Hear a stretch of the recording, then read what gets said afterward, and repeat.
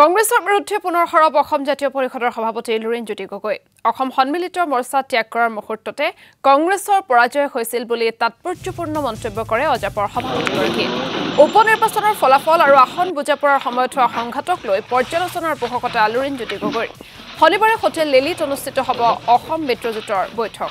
এই বৈঠকতে 2026ৰ নিৰ্বাচন সন্দৰ্ভত পৰ্যালোচনা কৰিব কেউটা দলৰ নেতৃবৰ্গই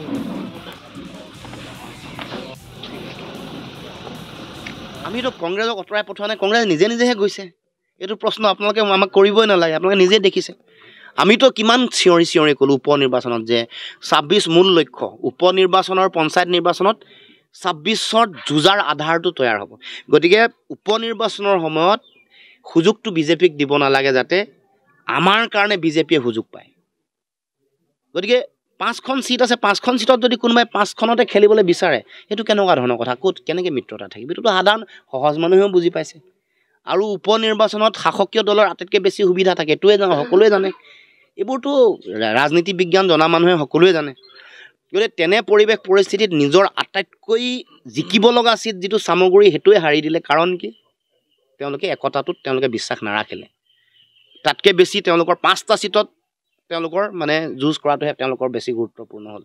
2000 মান ভোট বহুৱাটোহে তেওঁলোকৰ বেছি ইন্টাৰেষ্টটো বাঢ়িলে যদি মিত্ৰতাটো তেওঁলোকৰ বেসিক প্ৰিন্সিপল মৌলিক নীতিৰ আধাৰত তেওঁলোকে যদি নিৰ্বাচনত যুজিলে হলে যে একতা ৰাখি আমি উপনিৰ্বাচনত যুজিম তেতিয়া জিকিব লগা সম্ভাৱনাপূৰ্ণ পৰিৱেশটো তৈয়াৰ হ'ল হলে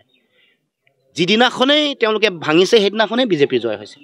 মিত্ৰতা ভঙাৰ দিনটোতে যি মুহূৰ্তত মিত্ৰতা ভাঙিছে সেই মুহূৰ্ততে বিজেপিৰ জয় লাভ হৈছে এটো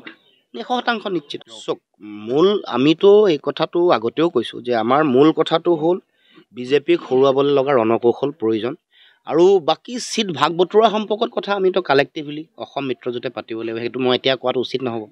যে কেনেকে কৰিব মইতো আপোনাক কলোৱেই যে তেওঁলোকৰ সব ঠিকে থাকে নিৰ্বাচনৰ আগলৈকে মানে সিটৰ কথা পতা লাগে সিটৰ কথা পতা দিনাখনৰ পৰা গণ্ডগোলটো আৰম্ভ হৈ যায় এটোতো ভাল কথা নহয় কাৰণ এৰা ধৰা সবেই কৰিব লাগিব কাৰণ দলৰ স্বাৰ্থ আৰু ব্যক্তি স্বাৰ্থৰ উদ্ধলে গৈ